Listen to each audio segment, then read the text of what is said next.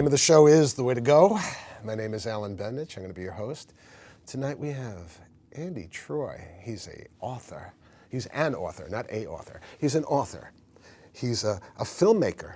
Good, I finally got to the next finger. He's a filmmaker. He's, what else? Other stuff. He's other stuff. And Right. he's here. Event promoter. He's a promoter. I mean, he's an unbelievable promoter. He has Unbelievable. events, parties. He's a legend in his own time. I hosted my own radio show. He hosted his own radio show. Too bad I didn't know you. I might have had you on. That's it. Or probably not, because you hosted people. Who did you have on your show? Oh, I had actually big names. I know, that's what I'm talking about. Tommy James and Little Anthony and Dominic Chianese from The Sopranos. Right. So Sid you're not a Bernstein, name who dropper brought or the anything. Beatles to America. Oh, wow. I had him on with May Pang, John Lennon's girlfriend. That was a fun show. Wow. And a lot of crazy people. Those are my favorite, the crazy people shows. Yeah. So how long did you do the radio? The radio show was 3 years. Oh, my God. Weekly. And all the shows are archived on my website, andytroy.com, if you go to the radio shows page. I was actually very proud once I had a Rock and Roll Hall of Famer, a Grammy Award winner, and the guy who brought the Beatles to America all on together at one time. That's amazing. Yeah. Gene Cornish from the Rascals, Rock and Roll So Hall when of did you Fame. stop that? Oh, the station eventually had some reorganization, financial problem. They actually went under. Oh, I didn't know that. Oh. And I was going to continue sitting there and speaking, but But the building collapsed. so It imploded. once they turned the lights out, then they finally had to remove me bodily. And how long ago was this? Oh, it was a year or two ago, and they reorganized and offered me a show again. But I want to do TV. I want to be a good-looking guy like you. You know, Well, you are. years You of are a cosmetic good, I mean, surgery, and I'll be ready. yeah, but you're also, you're also a worker. You wrote a book about Yes. staying fit, right? I mean, Right. Well, it was an anti-aging book, Living Young: 32 Habits of Ageless People. right. Which you mentioned on the show last time you were here. I repeat myself a lot because I am old. No, but you do work. I mean, you're in good shape. I do. Yeah, For an that's old good. person. For I'm going to get your dad in shape. He's going to be my next my client. dad actually, thank God he's still ticking. And when you're 99 years old, if you're still He's doing ticking, all right. you're okay. So, what have you done lately? What have I done? Well, as you know, Yes. I've made a film called Scars of a Predator. I'm a writer more than anything. Right. So I've written several screenplays, but I was specifically asked to write one by JT. Who's JT? Oh no. He's a fellow who's a casting director. Right. But he also wanted to make a film with me, and he wanted me to write a screenplay and then asked me to direct it, and we're co-producing it. And it's a horror film it's really about poetic justice. It's about a redneck serial killer who comes to New York from Tennessee, brutally rapes and murders 4 women, gets off an illegal technicality. I believe you played the judge. Yes, I did. You play have the some judge. responsibility for that. But That was right. then he goes back to Tennessee where he's from, Right. and everything he does comes back to him. So how did this story? I mean, where did this story come from? I mean, was this something that you and JT cooked up, or was this came from you? JT's not warped enough or something. So, I mean, you just came up with this idea? Yes, well, I'm a writer, really. As I say, I have several screenplays, so Right. That's really my heart and soul. I was a songwriter going back Oh, right. to the 70s, actually. true. And I'm actually writing the theme song for the movie. I didn't Which know we'll that. be recording, I believe. Well, it's all recorded except for the vocal track, which will Are be you gonna sing recorded it? tomorrow. No. Thank God. That would be a horror film. No. But that's also interesting. It was going to be recorded sooner, but this is all part of the weird things that happened in the making of this movie. So what's been the happening? backstory is freaky, but just with the theme song, Right. the guy was going to record the vocal track, then his mother fell, broke her hip, and he was going to do it last week, then he got sick. Oh God. Well, if you really want to take it back, Yes. the first thing we filmed was supposed to be his house in Tennessee, Right. and it was upstate New York. One of the guys on the crew owned a house up there that worked really well. And so we've got 12 people going up there for 2 days to shoot a big chunk of this movie. We get up there, no heat, no water, no power. So how long did you stay there? We stayed there for 2 days. Well, we were looking into renting a generator. And first, they actually got the power company out there. They came out, they said, nothing we can do. So I'm filling up buckets of water across the street to dump down the toilet because we got 12 people staying in this house for 2 days. And they're looking into renting a generator. I feel so bad that I wasn't part of those yeah, scenes. it would have been fun for you. But the crew managed to get the power and the water going. Yeah. We had no heat, but I had brought up a space heater. And Scott Kozel, the infamous star of the film now, he brought up one. So we had 2 space heaters. And we got through it, Right. and it looked like we were actually going to finish everything. Had a couple of hours to go, Right. and the director of photography had to leave. Oh my But we God. left everything set up. We were going to come back. This was a Sunday. We were going to come back on Thursday. Right.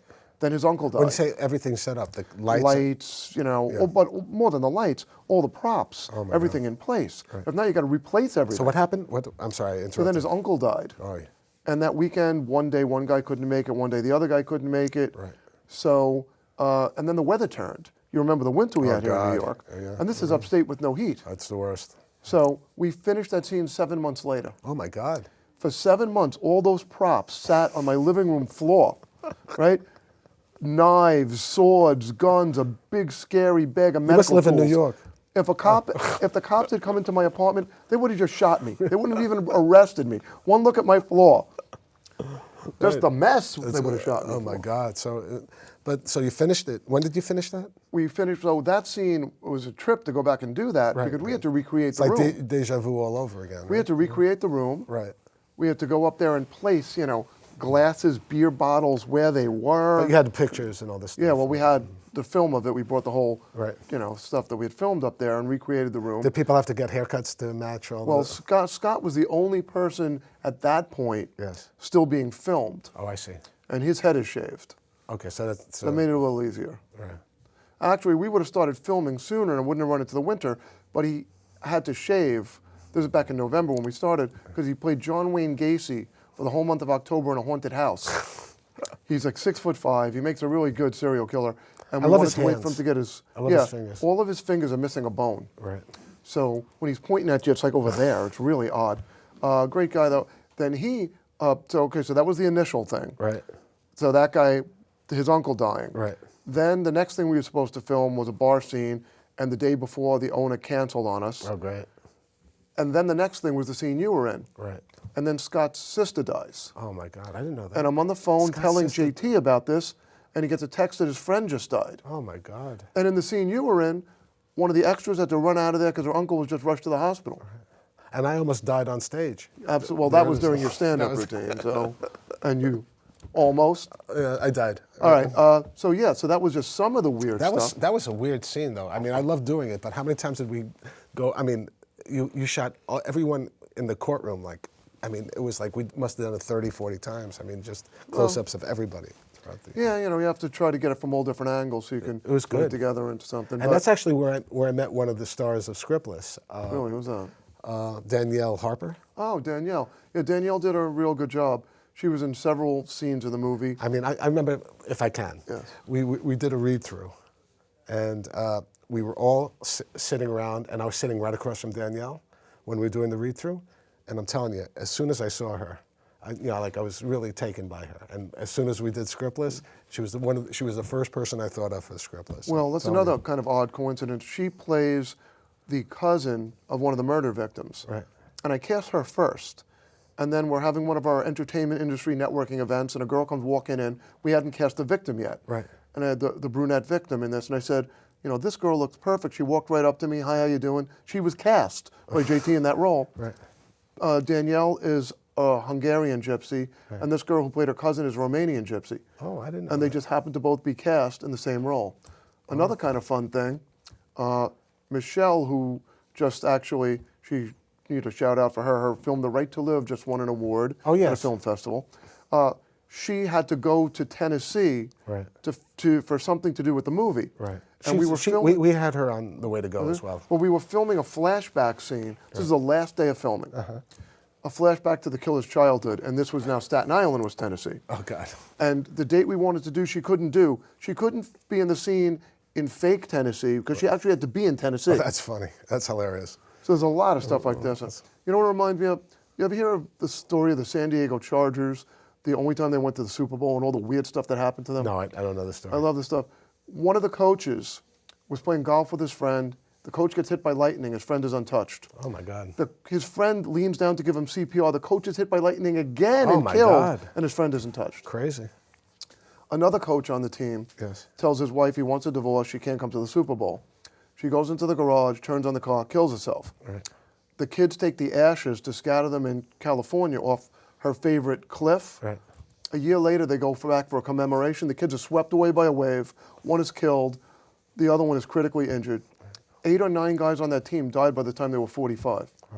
And you're in my movie.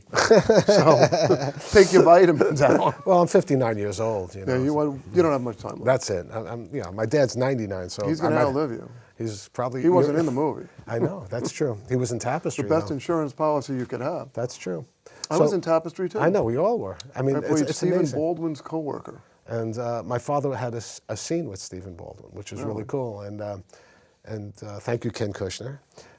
No, Ken was not, I mean, when Ken cast my father, I thought that was the coolest thing in the world, because he had done Psychotics, which you were in as well, right? You were in Psychotics. I was, both the TV show and the movie. Right. I played a serial killer. And I played... Talk about perfect casting. Right. What kind of cereal? Yes. No, heard but that joke once. This is part of your dying on stage, right? No, but the part that I played was an accountant making believe I'm a movie, like a producer, which is basically what I do in Scriptless, in real life too. So it's like it's reality. You know what else is bizarre? Imitating art. I played Stephen Baldwin's coworker in Tapestry, and we filmed the scene in a restaurant in Staten Island. Right. And I just filmed the movie called The Networker, Oh, yeah. where I played Stephen Baldwin's coworker, and we filmed it in a restaurant in Staten Island. Well, Networker is a movie, right? Who's doing Yeah. it? Who's making that movie? Steve Stanolis is making it, all right, okay. and John Gallagher is directing it. Yeah.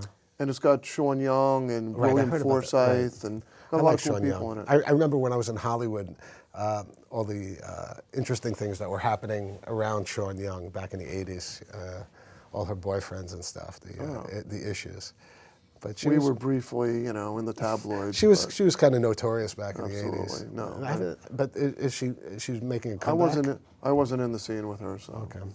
We But have a she was restraining beautiful. order. I'm trying. She was going out with. I'm trying to think. In the '80s, was she seeing Jack Nicholson? Who was she seeing? I really haven't kept up with that. Yeah. I have enough trouble remembering what's going on in my own life now. And what is my going? name? What is going on in your own life? Well, I'm doing a lot of parties. For 12 years, I've been doing these big networking events at clubs in the city. 235th, I do a lot. Right. The Gansvoort on Park Avenue. I love 29. when you have those. That's great. I mean, because I used to work across the street. Now I have to. That's far away, but that was so cool. I'd go to the rooftop, and it was like so And cool. Culture Club is an 80s dance club. We That's do a lot fun. of stuff The there. music is great.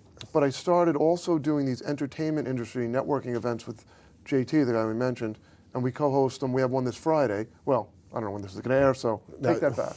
It might be Sometime It might be last Friday. Right.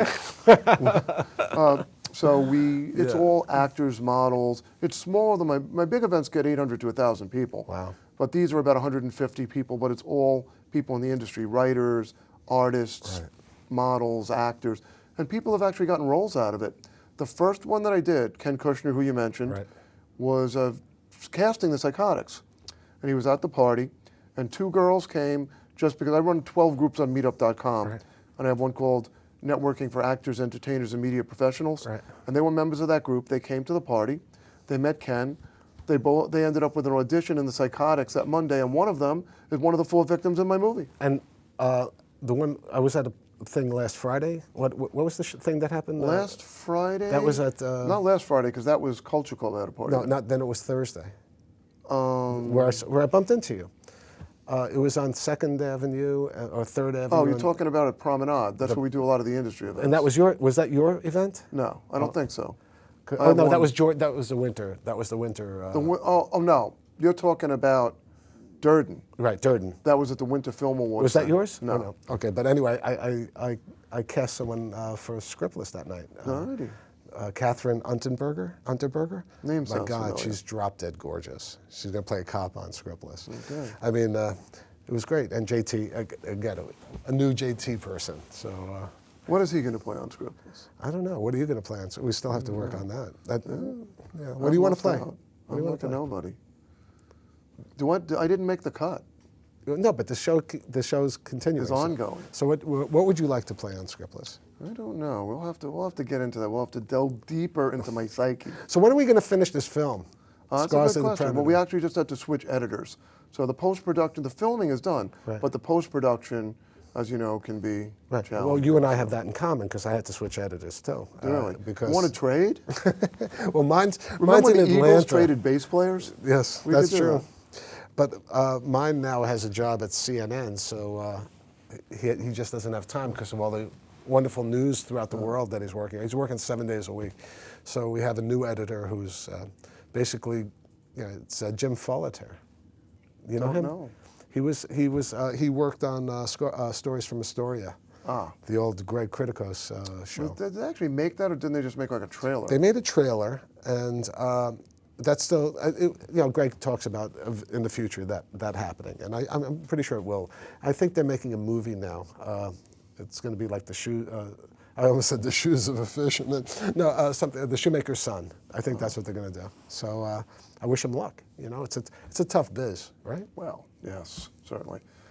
Fortunately, I have like 9 more of them. So how many things you do a week in terms of these events? I mean, it looks like you're doing 2 a week, 1 a week.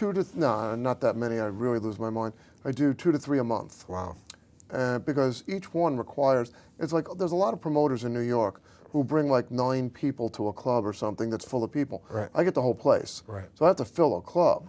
So it's, I really have to focus on it. And it makes it crazy with the overlapping invitations. Right. So I try to keep them like, not to have 2 in the same week. Although this week I actually had kind of an informal one yesterday. It was opening night of Monday Night Football. Oh, cool. So I got a couple of former NFL players to come down. Oh, that's great. And it was the Giants were playing. So I did a Monday Night Football thing. Right. And then we have Promenade this Friday. I remember when I worked at the Hollywood Palace, we used to have promoters, and they didn't keep their health quite the same way you keep your health. I Really? mean, they were just like, maniacal in their partying. And that's one thing I know. I'm just maniacal. I know, but these guys would go crazy. I mean, just nuts with the amount of, but that was the 80s also. It was a totally different, the way you guys do it. Perfected now. That's it. They're much more effective. I mean, I see you, and I'm pretty sure you're just drinking Coca-Cola, though. No, I would never waste calories on no alcohol. That would be pointless. Yeah, but I can't drink like I used to. I have to Really? admit. No, I can't do it anymore. Through a straw on the side of your neck or something? I have like 1 or 2 drinks, and the next morning I get hungover like severely. Really? And maybe because I don't do it that often. You got to drink more often, Alan. That's the thing. I drink like once every 2 months. Remember, kids, drink more often and get used to it. Yeah, right. No, I can't. Absolutely. I mean, maybe it's a sign of age, but I'm concerned about it actually because I'm concerned that you're not drinking more. I know. I'm in the business. Yeah. Do you miss bartending? Man up, Al. I would love to. Absolutely. Do you ever miss bartending? I do. That was in some ways my favorite job. It was mine too. I bartended at the Adam's Apple, where you bartended. Absolutely. That was millions of years ago. Then I bartended at a catering hall in Brooklyn where these big Italian weddings, and I'll never forget once. Only big Italians used to go? Exactly. Right. The lights went down. They didn't tell anybody what was going to happen. Right. And this 185-pound chimp comes riding in on a mini bike. Really? Slamming his roller skate on the ground, screeching and playing a siren. Right. They did a whole show with the chimp. Was it a real chimp? Yeah, they didn't hold back. It wasn't Mr. like Jiggs. it wasn't JT in a monkey suit. I didn't know him then. Okay. This was bigger than him, actually. Oh, wow. He was Mr. Jiggs, and he was on the Tonight Show and stuff. Wow. He's a very popular chimp. Cool. And then I was in what's now called the Gaslight in the Meatpacking District. Right. Back when that district was still sleazy. Now it's like Disney. It's crazy. I mean, But what's back happened then, to New York there were City? transvestite prostitutes outside when I got off work. Those were the good old days. I mean, Yes, you like that kind of thing. You look good in a dress. So. Thank you so much. Yeah, and it was, and I don't know if I talked about any of this on the show last time, but across the street from the club was an S&M club called The Vault. Right. And my best customers were the staff at The Vault. Oh, They would all come in because they didn't have alcohol. Right. They'd come in for a drink before they went to work. Yeah, I remember when I worked at the Hollywood Palace, we used to close the bar at like 2 or 3 in the morning, and they'd keep the Frolic Room, which was a bar on Vine Street, right off of Hollywood Boulevard, open. They'd open the doors for us and lock behind us, and the entire staff would come there. And, we'd drop all our tips there. But we'd have a great time. It's always great to have the if you have bartenders and waitresses coming to your place, you're going to make some money. Well, the most bizarre experience I had as a result of The Vault, Right. I bartended like 1 to 9 Saturday and Sunday. So Saturday night, they would open at like 10 o'clock. Right. So we'd come in and get drunk first. And there was this one girl, beautiful girl from California, Tara. Right. Redhead, tiny little waist, big breasts. Used to whip guys for $20 or something over there. Yeah. Yeah, she knew how to have a good time. So anyway, she would come in and have a Bud Light, Right. and joke around a little and go to work. Right. And one week she comes in, she doesn't have any money. Right. So the manager says, give her a drink, professional courtesy. She tries to walk out with it. Right. Now, obviously, you can't do that in Right. New York. This isn't New Orleans, good- right? right. So they take the drink away, they yell at her, they yell at me. Right. She leaves. In between then and the next time I see her, I find out from someone that it's a guy. Oh my God. So she comes in and I'm being weird with her. And she thinks I'm mad at her for getting me in trouble. Right. But I'm being weird with her because I found out there's a penis involved. Oh well, okay. Well, we could say that, but this is okay. I used anatomically correct terms. Okay, that's good. But the interesting Is thing this for was, children now? yeah, well, it's on at 7 o'clock at night. Is it? Yeah. Well, this Kids, might not, don't try that at home. we might have to cut that one out. Oh, really? Anyway. You can say penis, come on. You can do that on any station. Yeah. No? Okay. Okay, maybe not. Okay. Well, I think we're just going to extend this another 2 or 3 minutes. No, but I remember in Hollywood also, there was this bartender who was making out with a person like that, and we were just watching it because he had no clue that who he was making out with. Making it in show business, huh? That's it. That's the making way it to in show go. business. So do you? Oh, that's the way to go. That's pretty That's good. it. It is Didn't the even way to think go. of that. So I can't believe we went through this. Lots of strange You broke stuff every going on. rule that I've had on this show. Absolutely. That's what I'm here. That's what you keep me here for. That's it. I'm That's happy where you they came pay all the me way the big from bucks. You came all the way from Brooklyn to do this. Just to ruin your life. That's okay. So, any more movies in your future in terms of writing and producing? Right. Well, yeah, producing. actually, I don't want to get into the details of it, but a screenplay that I've written, I've given to a couple of filmmakers that I think highly of. They're working on their own movie now, which I'm writing a song for. Right. And once that movie is done, Right. has some pretty decent names in it, they're going to work on my movie next. Right. But I'm not going to be, this isn't going to be a one-man show this time. I almost hung myself several times doing this movie. So, no, there'll be... Are you going to direct it? I'm not sure. I wouldn't mind if he directed it. I like this guy. He's, a pro. That's good. I mean, I question even, like, you were a first-time director, right? I mean, that was... Well, I've directed music videos and stuff, but, Yeah, but the I'm first talking time I about directed a feature film. yeah. And it's... There's a lot involved. I know, it's on-the-job training, definitely. Well, yeah, and I try to make sure that everything is done right, and there's a lot. Some of my scenes had 50, 60 people in them. I know. The courtroom scene. Yours was possibly the second biggest. Wow. We did a scene at 235th, which had at least 50 extras plus the principals. Right. It was this big singles bar scene. Right. So, yeah, it was a lot of people to make sure they showed up where they're supposed to be, dressed like they were supposed to dress. Right. Anthony Avini was in that scene, Palios from Anthony's a Scriptless. great actor, I'm telling you. I mean, after I got over Anthony in terms of, understanding how he is on the set, I mean, he likes to help. And I took that as, it was a little rough. A challenge to your authority? A challenge to my authority. But then I saw him on screen in the first episode. And actually I killed off his character, but I brought him back. I brought him back. One look at his performance and just wiped him out of the show, huh? No, I took one look at his performance and I brought him back after I killed him. Oh, good. I mean, his performance was excellent. All right. I mean, this guy's a real good actor. He's a nice guy, too. I like him. No, he is good, but I mean, he was trying to help, but at the same time, you can only have one director on the set. I mean, I don't know if you've ever experienced anybody on your set, doing stuff. People were pretty much okay. I don't know if you know G. Paul, but he's been real helpful as I know G. any Paul. director needs somebody Right. making sure some of the people, I was just on The Networker. Right. And while John Gallagher was directing, Right. there was a gal who was making sure that we were all where we had to be. You need more than one set of eyes. Right. Was she a production assistant or was she something assistant like director? that. I'm really not sure Right. what her role was. But But when G. I worked on Paul Cagney- was helping out with the production of my movie on a number of shoots. Yeah, when I worked on Cagney and Lacey, we used to have the assistant director just working with the extras. The second assistant would work with the extras. The first assistant would work with the actors, and the director just directed. So it is, if you could have those people, it really works out. It works to the benefit of the director. There's no question about it. There were a number of scenes where we did have, G. Paul coming down and helping, and he's real good at stuff like that. He's like a great person to be working with. So That's good. If you ever need somebody. Yeah, I considered him for, because Really? he seemed to be interested in working on Scriptless, but there's just so many people that are, I mean, the thing is, Chomping at the bit. Well, not chomping, but they're looking for work. I mean, as much as there is a lot of work out there, there's a lot more people. You know, there's a lot more actors than there are parts. And Well, as a guy who's been around a long time, you would probably know better than me, but there's so much more opportunity now than there were, you know, when you had 3 networks. right, but And independent films can be made now, so there's a lot more opportunity, but then what happens, like when I was doing stand-up, from my material, you would never believe it, but 20 years ago, I was doing stand-up, and just when it really caught fire, Right.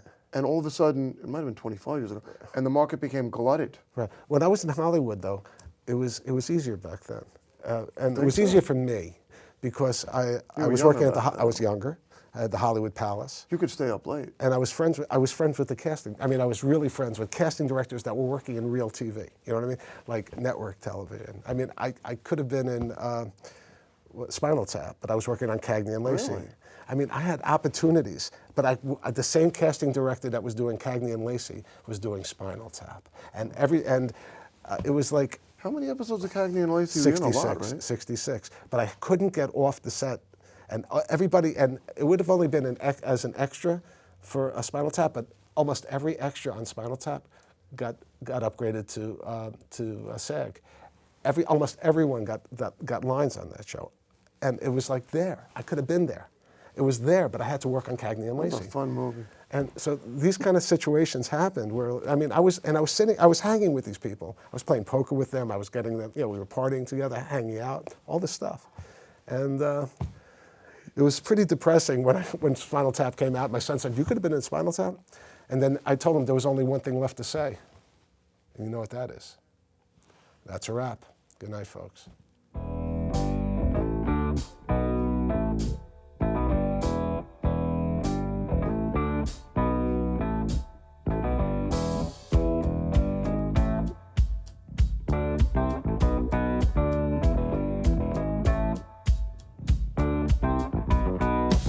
Sweet thing, honey pie, looking good, caught my eye. I dig your vibe, your smile.